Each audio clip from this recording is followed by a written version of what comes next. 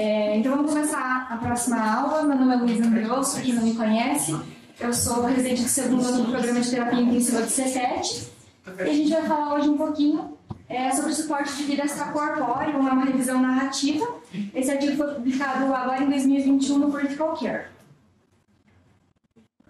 Então, só para a gente ter alguns conceitos, então, o suporte de vida extracorpóreo, ele é dividido em vários subtipos, né? Se a gente for pegar o próprio artigo, ele vai falar que o suporte de vida extracorpóreo, que é o ECLS, é a mesma coisa que ECMO. Ele considera como sinônimos, mas não são sinônimos. Se a gente for ver por definição, a ECMO é um tipo de suporte de vida extracorpóreo, tá? Então, a gente tem vários tipos. Dentre elas, a gente tem a ECMO, suporte de assistência ventricular, a gente tem o próprio tratamento de terapia de substituição renal, a plasmaférese. Então, a gente tem vários tipos de suporte de vida extracorpóreo, mas no artigo ele considera como sinônimos. Então, se eu falar horas ECMO ou ECLS, a gente vai considerar como a mesma coisa, que é por causa do artigo. Tá? Então, background. Então, a ECMO ou ECLS que eles acabam considerando surgiu lá em 1970, no início de 1970, os primeiros estudos são dessa época, e a técnica foi aprimorada durante os anos, e a gente viu que hoje em dia o material é mais durável, ele é mais biocompatível. Mas o que é a ECMO? Né? É um uso de dispositivos mecânicos para um suporte temporário. Pode ser por dias, pode ser por meses, né? Ele pode, por um tempo, substituir tanto a função cardíaca quanto a função pulmonar, parcial ou total, durante uma insuficiência cardiopulmonar, levando à recuperação ou substituição dos órgãos. Então, ela basicamente é uma terapia ponte, né? Ou a gente vai substituir, então o paciente que coloca uma ECMO veno-arterial, ele vai acabar fazendo um transplante cardíaco, ele está na fila de transplante, está aguardando, ou é um paciente com Covid, que a gente acaba tendo um pouco mais de contato agora, acaba fazendo uma ECMO veno-venosa, até o paciente ter recuperação de função pulmonar, e aí depois ele acaba saindo da ECMO. Né? Então, ele é indicado hoje em dia como opção terapêutica em falência cardíaca ou pulmonar aguda, um paciente com alto risco de morte e que já foi feito várias medidas, né? Todas as medidas terapêuticas convencionais otimizadas, e mesmo assim não teve sucesso. Então, como que esse artigo foi feito? Tá? Então, eles avaliaram lá no PubMed, em 2020, em outubro de 2020, eles acabaram procurando com dois temas, ética e o ECLS, o ECMO. E aí eles acabaram encontrando 380 artigos. Desses 380, na hora que eles foram ler, eles viram que 197 só tinha no título, mas acabava não escrevendo muitas coisas e falando sobre a parte ética. Então eles acabaram excluindo, 27 não eram acessíveis eletronicamente, 9 não estavam em inglês e 3 eram republicações. Então esse artigo acabou sendo uma revisão de 144 artigos. E aí eles acabaram dividindo nos métodos em 3 decisões éticas. Então, as evidências do ECLS, a alocação de recursos para quem a gente vai escolher colocar o paciente em ECMO, né, a tomada de decisão, a limitação de cuidados, então até que momento a gente vai fornecer esse cuidado, qual o momento que não está sendo mais benéfico, a gente vai retirar esse suporte, a morte e o suporte para a captação de órgãos. Então, manter o paciente em ECMO para a gente conseguir fazer a captação de órgãos. Os objetivos, então, do estudo é desdobrar o estado atual desses discursos de ética e a ECMO e integrar e avaliar os discursos sobre esses dois temas. Então, as evidências. O artigo ele traz cita vários artigos, vários autores, e acabei olhando um pouco mais na biografia e trazendo um pouco mais dos artigos para a gente só ter um pouquinho mais de esclarecimento, né? Então, a gente tem esse artigo que foi publicado que é o EOLIA Trial, né, que foi publicado em 2018 no New England, que ele vai falar, então, sobre o suporte de vida extracorpórea, né, a membrana de oxigenação extracorpórea, em pacientes com síndrome de desconforto respiratório agudo. E aí, para ver se tem realmente algum benefício. E aí, eles acabaram fazendo o estudo e eles viram que, como desfecho primário, em mortalidade em 60 dias, dos pacientes, não me engano, era mais ou menos o grupo de 125 que tentaram com ECMO e 125 grupo controle. Eles viram que 35% dos pacientes que usaram ECMO, né, então teve uma redução de mortalidade, e o grupo controle, 57% dos pacientes morreram. Então, pelo desfecho primário bruto, realmente ele tem diminuição de mortalidade, mas é um estudo pequeno. E aí a gente tem esse outro estudo que foi publicado mais recentemente, né, pelo Gattinoni, que ele acaba questionando se o EOLIA Trial realmente ajuda, né, para a gente usar a ECMO no paciente com síndrome de desconforto respiratório. Eles acabam concluindo que a ECMO na emergência realmente ela melhora o desfecho nos pacientes extremamente hipoxêmicos, e de 35 pacientes que acabaram, que acabaram sendo avaliados, 15 sobreviveram com ECMO, mas assim, eles não têm dúvidas que o paciente não teria sobrevivido sem a ECMO. O EOLIA Trial ele acaba colocando os pacientes em alguns tipos de hipoxemia, né, classificando para colocar no grupo de estudo. Então, eram aqueles pacientes bem hipoxêmicos, então que tinham uma relação PF abaixo de 50 por pelo menos 3 horas, ou abaixo de 80 por pelo menos 6 horas, ou aquele paciente que tinha, então tinha que ser um desses três, né? Ou um pH abaixo de 125 com um PO2 de pelo menos 60 por pelo menos 6 horas. Em relação à evidência da ECMO veno-arterial, a gente acaba considerando muito paciente com disfunção cardíaca, né, com falência cardíaca, o Intermax. O Intermax a gente acaba dividindo ele em algumas classificações, em vários subtipos, né, mas a indicação de ECMO veno-arterial basicamente é para o Intermax 1 e 2. O Intermax 1 é aquele paciente que tem um choque cardiogênico crítico, ele precisa de um tratamento em poucas horas. Né? Então, aquele paciente que está à beira de um colapso, digamos assim. E o paciente que está, o Intermax 2, né? Então ele está em declínio progressivo, então ele vai precisar, né, de intervenção em poucos dias. Isso foi publicado, se não me engano, em 2004, 2006, e em 2016, o ESC acabou colocando no guideline de diagnóstico e tratamento de falência cardíaca aguda e crônica a evidência, né, de usar a ECMO veno-arterial. Né, como um dispositivo de assistência ventricular. Ele, claro, cita os outros, cita Impella, também Hart, e até fala que a ECMO veno-arterial seria um bebê, mas a gente não, é o que a gente tem um pouco mais de contato do que os outros, né? E a última evidência, ele acaba falando do uso da ECMO quando o paciente está em parada cardíaca, né, que é o ARREST Trial. Então, ele acaba mostrando que realmente é uma ferramenta importante para o tratamento, né, da parada cardiorrespiratória, mas tem alguns critérios para a gente conseguir colocar esses pacientes nesse suporte. Né? Então, a equipe tem que estar ciente do que vai acontecer, a equipe tem que estar bem treinada, bem preparada para isso, tem que ser um ritmo inicial chocável, uma parada testemunhada, então não é aquele paciente que está parado há um tempo, chegou no pronto-socorro e não, vamos colocar ele em ECMO, não é bem assim, né?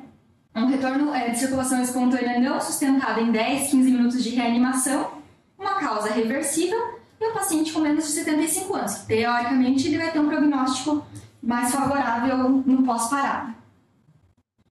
E aí a gente tem algumas outras evidências que ele acaba citando, tá?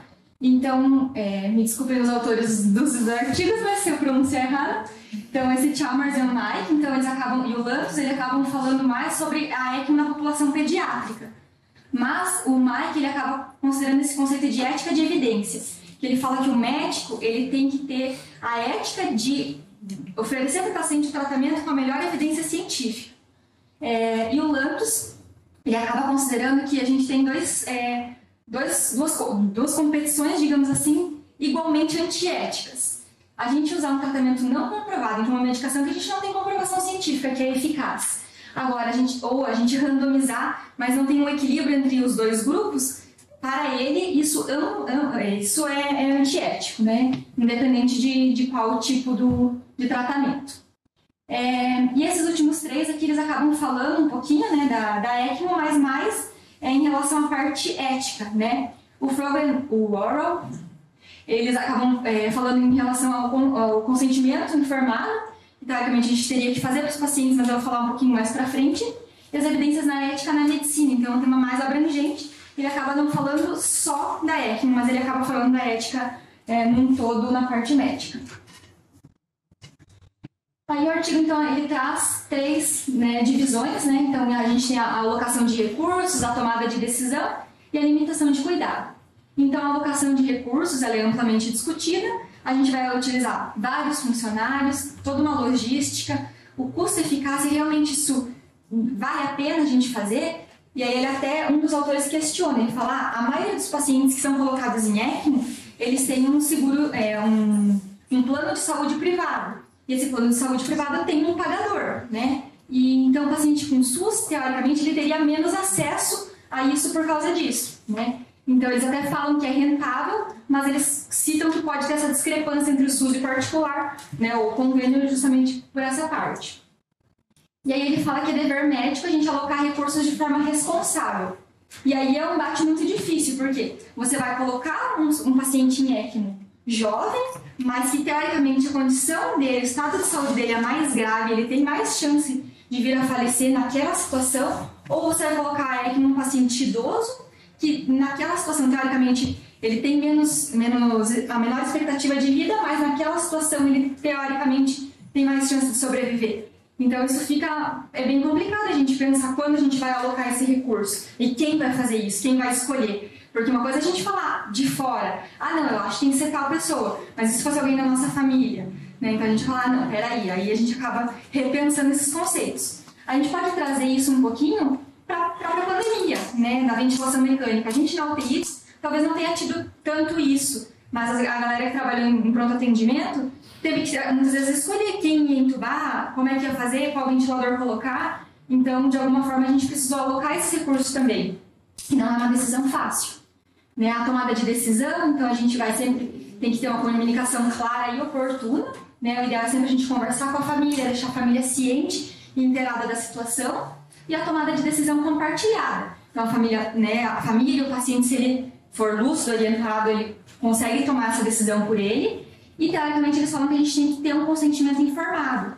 Uma coisa é a gente ter um consentimento informado num pós-operatório, em algo que é eletivo, e a gente consegue programar. Agora, um paciente numa emergência é muito mais difícil. Às vezes o paciente está em delírio, o paciente já está sedado, então ele já não consegue responder por si. Aí você vai jogar essa responsabilidade para a família. E às vezes a família não se sente confortável em tomar essa decisão pelo outro. Então é um dilema ético bem importante também. E a limitação de cuidado. Então, teoricamente, se a gente for considerar como uma ECMO uma terapia ponte, em que momento eu vou tirar esse suporte? Então, um paciente que ele está na fila para transplante cardíaco, foi colocado em ECMO veno arterial, e a partir do momento alguma evolução o paciente teve, ele não se enquadra mais nos critérios para fazer o transplante, não dá mais, ele não encaixa. E aí eu vou tirar esse suporte. É muito mais fácil eu não colocar a ECMO, mas depois que eu coloquei, a decisão de tirar é muito mais difícil. Né? Assim como a venovenosa, você vê que o paciente, é Covid, mas aí acabou tendo uma piora importante, não vai ter um desfecho favorável, e aí não, então eu vou conversar com a família e falar, olha, a gente vai retirar o suporte, que não vai dar. Assim como a gente faz com a diálise, né, hemodiálise, às vezes pacientes críticos, tentando fazer só uma comparação, às vezes a gente tem um paciente que ele já é dialítico crônico, é muito mais difícil a gente retirar, falar para a família, olha, limitar esse suporte. Agora um paciente, um vozinho de 98 anos, teoricamente teria que iniciar uma hemodiálise, é muito mais fácil a gente conversar com a família e falar os malefícios, toda a invasão que a gente vai ter que fazer, e aí a gente consegue conversar de uma forma diferente. Então, iniciar ou continuar o tratamento é bem complicado também. Na minha opinião, acho que o continuar, ou retirar esse suporte é um pouco mais complicado. E aí, esse Demartino, ele acaba falando que a gente retirar o suporte do paciente, sem a gente ter realmente o prognóstico, então a gente ter certeza que aquele paciente não vai ter um bom prognóstico, a gente não pode retirar. Então, a gente tem que ter certeza disso, porque senão seria algo antiético. E a gente tem que ver se o paciente estiver acordado, os desejos e as expectativas do paciente, e aí a gente acaba abrangendo a família também em pacientes que não conseguem responder por si. E aí, por fim, ele acaba trazendo a parte da morte e o suporte na captação de órgãos. Então, a morte, teoricamente, uma circulação interrompida, a gente vai ter falência orgânica, falência de circulação, até que acaba gerando a morte do organismo, né? O Baker acaba considerando que a morte é quando a gente tem ausência de consciência ou autoconsciência. Né? Então, o paciente já não consegue mais responder por si nem as faculdades mentais dele. E aí, realmente, é um outro dilema ético bem importante. Quando a vida inicia e quando a vida termina? Então, a vida inicia quando a gente tem a fecundação, quando tem nidação, quando o coração surge, não, que daí teve o batimento parou, então a gente considera a morte quando tem o último batimento cardíaco, então, nasceu, é o primeiro batimento, Ah, não, é quando é o cérebro, quando a gente tem morte encefálica, o paciente está morto. Então, quando o cérebro nasce, então é um dilema bem complicado a gente considerar quando é a morte, quando é a vida, né? E aí eles acabam levando em consideração esse conceito de permanência também, que teoricamente é um quadro irreversível e que não tem nenhum dispositivo que pode auxiliar no tratamento. Então, por exemplo, paciente com morte encefálica, eu não tenho nenhum dispositivo que eu conseguir colocar no encéfalo que vai melhorar isso, né, temporariamente vai melhorar o paciente. Diferente da parte cardíaca e pulmonar, que a gente pode servir como ponte, né? Então ele acaba considerando esse conceito de permanência. E a gente utiliza a ECMO para captação de órgãos. Então a gente tem que só entender que é diferente da morte encefálica. O paciente já está em morte encefálica, é uma outra situação, a gente fazer a captação de órgãos.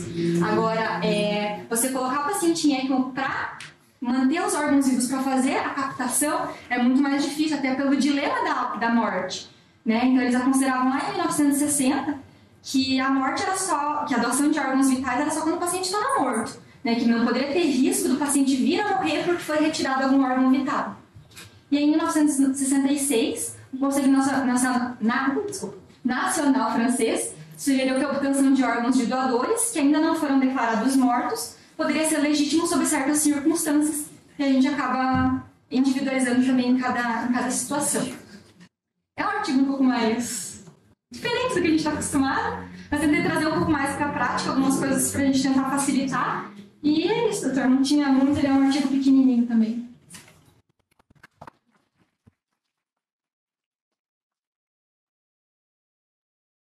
Vamos discutir um pouquinho de ética, então, porque a ideia do artigo não é discutir ética diretamente, mas a ética aplicada, né? E, eventualmente, a gente pode discutir um pouquinho mais de ética. A gente tem discutido um pouco isso. À disposição para as perguntas, para as considerações de vocês. Vamos lá, todo mundo tem que participar, não tem jeito. Escapado.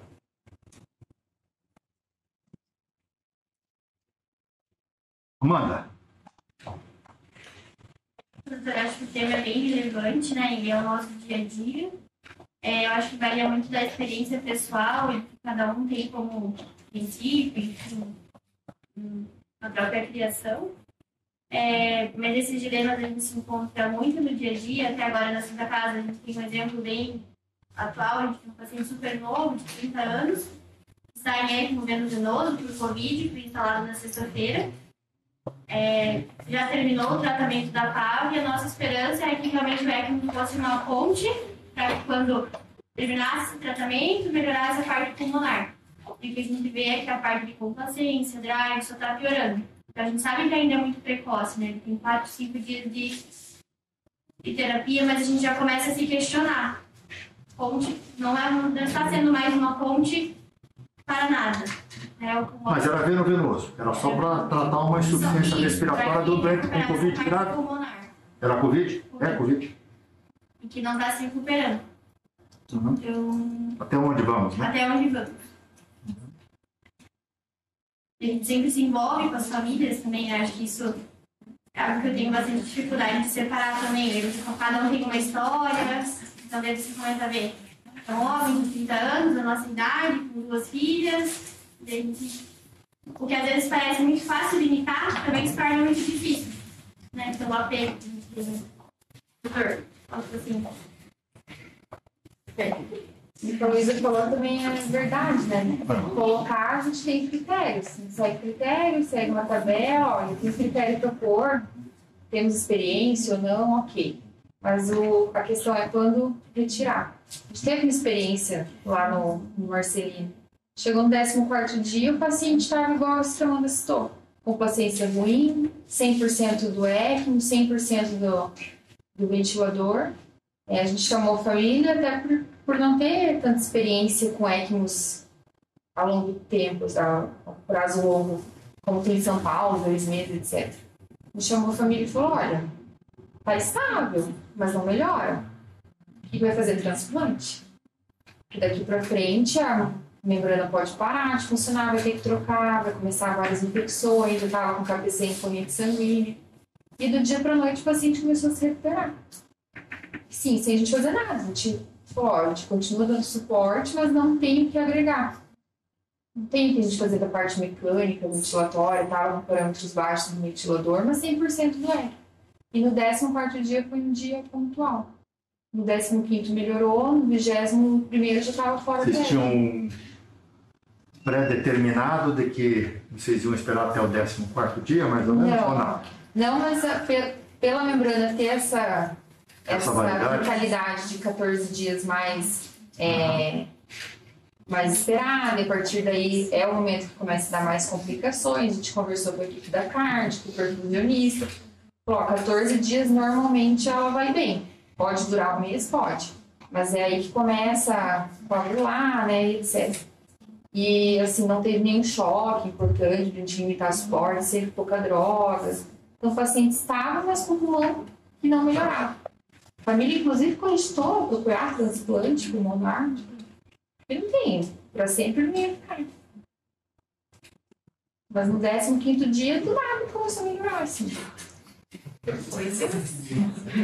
Mas, enfim, é sempre complicado a gente discutir casos específicos e que generalizar a partir, né? Os doentes respondem de uma forma tão peculiar, né? Tão diferente. E quando você tem certeza que a coisa vai dar certo, quando você tem certeza que a coisa não vai dar certo, não é um problema ético relevante. Os problemas se tornam éticos quando o doente tem boas chances de se recuperar ou poucas chances de se recuperar, quando o procedimento ele é muito caro, ele é muito trabalhoso, ele é muito demorado, né? Aí começa a entrar e que você tem uma tendência a não receitar o procedimento quando ele é muito caro, quando ele é muito demorado, quando tem pouca experiência e a probabilidade de resultado bom ela é pequena. Você tem mais uma tendência a receitar quando o procedimento ele é barato, quando ele é rápido e tem uma alta probabilidade de dar certo. Nesse meio tem muita variação.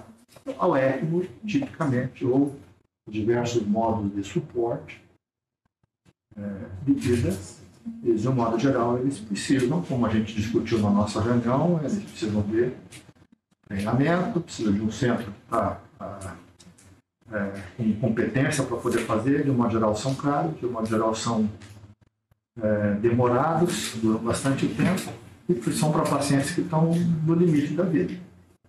Então, por isso que ele se torna um problema ético frequente. Esse artigo que eu trouxe para vocês aqui é um artigo do New England de 2016, dezembro de 2016, e ele é um relato que a Flávia Machado, né, da Escola Paulista de Medicina, presidente do IRAS há bastante tempo, autora principal de vários trabalhos na área de medicina intensiva. Agora. A Flávia é uma das principais intensivistas que o Brasil tem. E ela mandou esse relato para o New England. Tem tudo a ver com a questão ética da indicação do procedimento de ECMO, que nós vivenciamos isso. A Flávia, pelo fato de ser responsável pela UTI do Hospital São Paulo. São Paulo? Hospital Paulista é São Paulo. E é um hospital público, tem uma deficiência de leitos e tem uma solicitação aumentada de leitos, os poucos leitos disponíveis. Frequentemente você tem que escolher qual é o doente que você vai disponibilizar o leito. Então,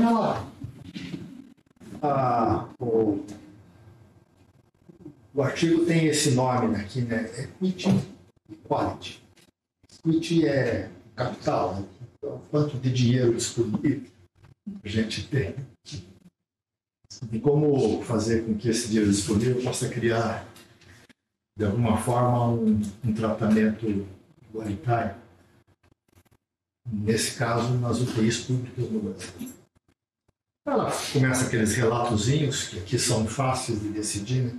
7 horas da manhã, ela tem que decidir se um leito vai para um pós-operatório ou vai para um doente com câncer terminal lá no pronto-socorro, né? Se ela interna logo aquele doente que está de modo geral, 70 anos de idade, com várias incapacidades de câncer terminal, ou um doentinho bom no centro cirúrgico. Então, obviamente, é uma decisão relativamente fácil de tomar a decisão. Mas muitos países não têm que tomar.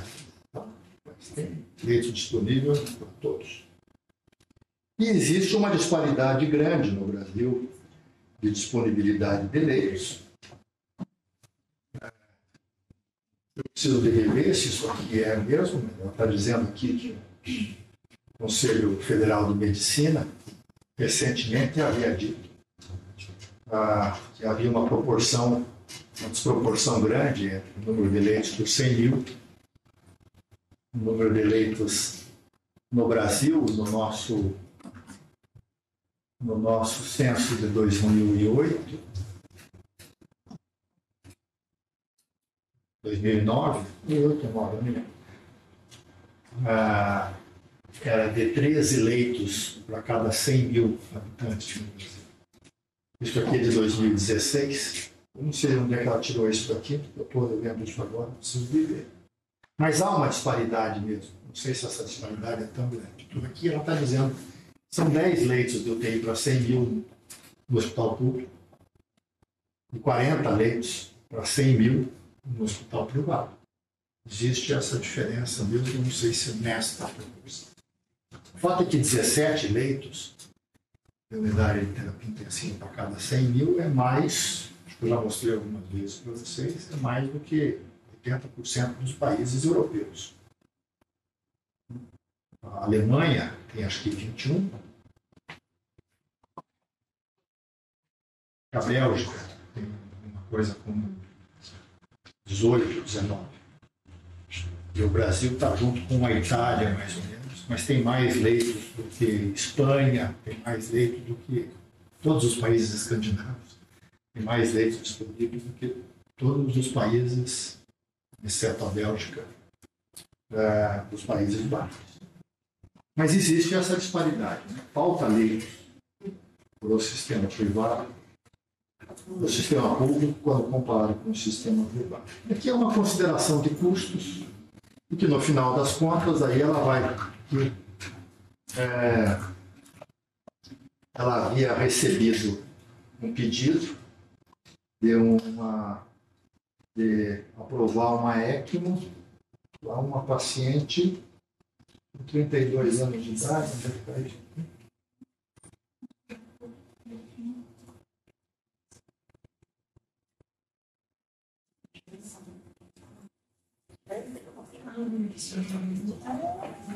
Exatamente onde é que está essa descrição dessa paciente, ela discute daí o capital que nós temos disponível no Brasil para poder criar esse tratamento igual para todo mundo.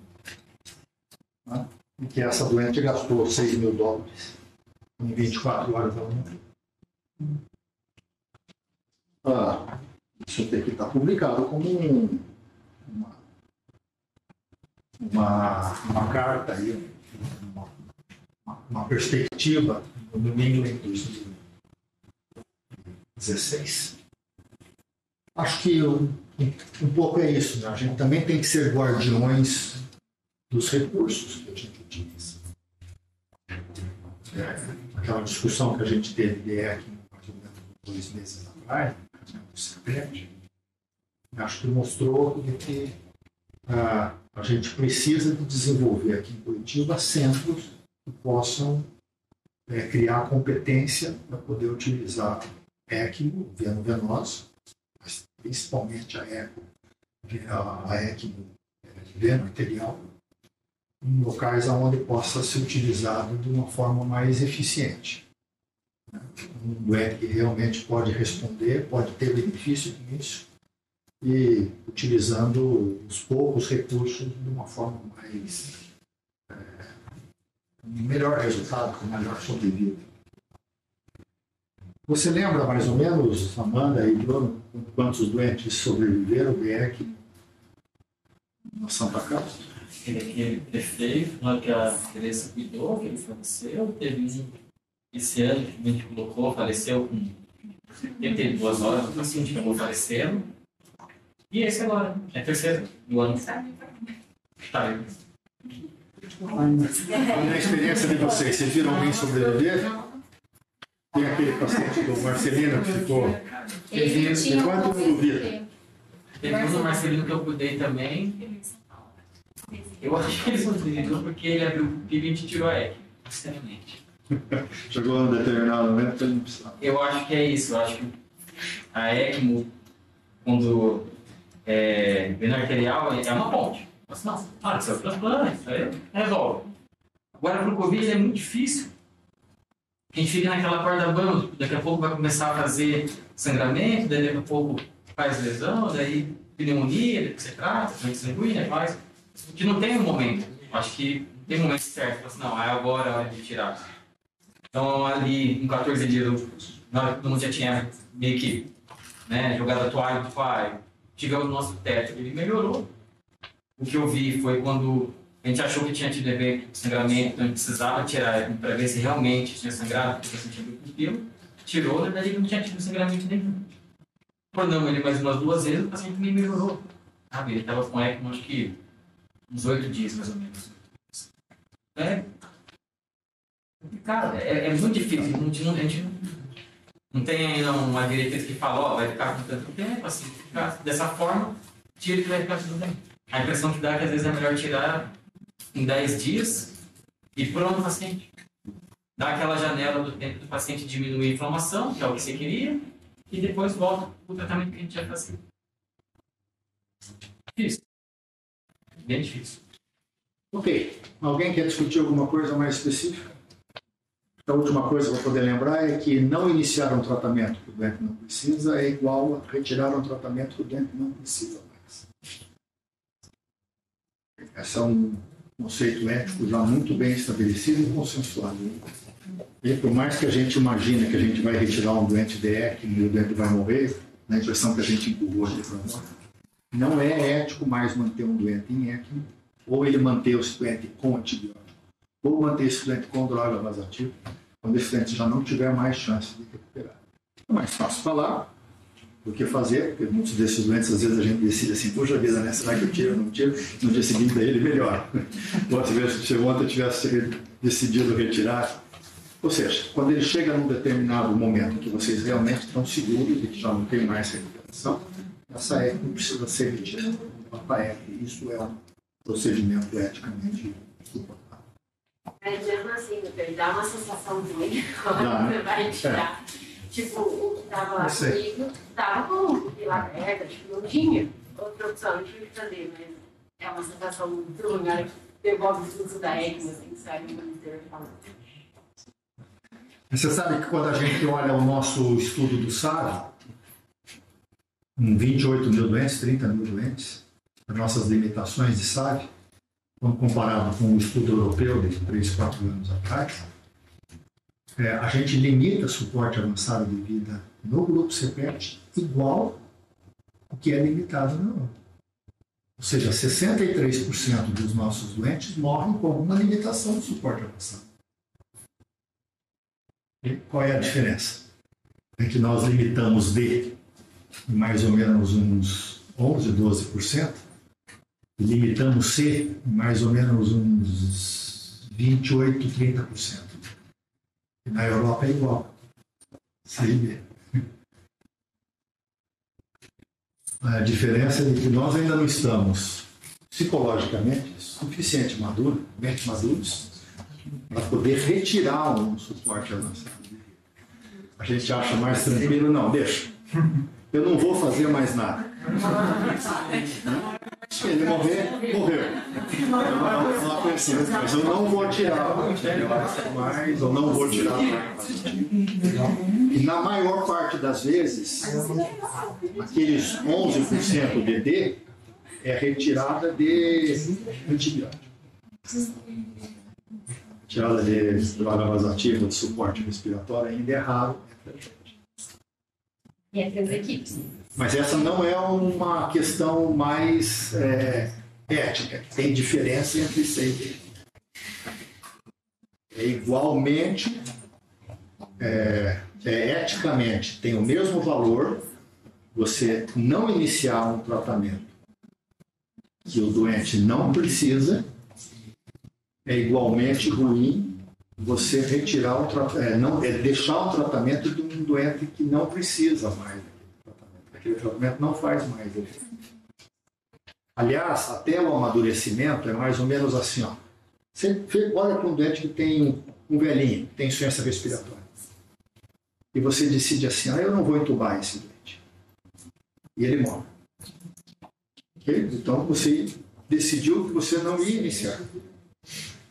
Você pode dar a ele o benefício da dúvida, ou o benefício de um teste terapêutico. Por que não eu entubo esse doente hoje e eu dou uma olhadinha amanhã? Se ele melhorou significativamente, eu vou manter um pouco mais a ventilação mecânica. Se ele não mostrou nenhuma melhora, eu retiro ele da ventilação mecânica. Faço uma extubação paliativa.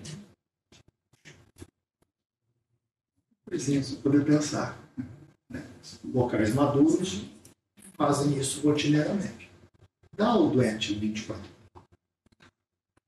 A grande maior parte dos velhinhos que vocês decidem não entubar, eles vão morrer. Eles morreriam mesmo entubados. Mas alguns poderiam sobreviver rapidamente sem fazer uma intubação prolongada. Aliás, até a gente aqui meio que decidiu internamente aqui. A gente não briga muito com o pronto-socorro. Acho uma besteira brigar com o pronto-socorro. Nós não vamos conseguir educar o pessoal do pronto-socorro. Porque alguém nos volta a educar. Imagina educar o pessoal do pronto-socorro. O pessoal do pronto-socorro quer internar, interna. E aí no dia seguinte, se eu achar que não merecia ter internado, eu dou. Então, olha, chama para mim a responsabilidade. Você, ao invés de fazer uma negação sistemática, dê a ele 24 horas a oportunidade. Aqui que eu dou uma olhadinha. E se amanhã eu decidir que está realmente muito ruim, eu converso com a família. Ok.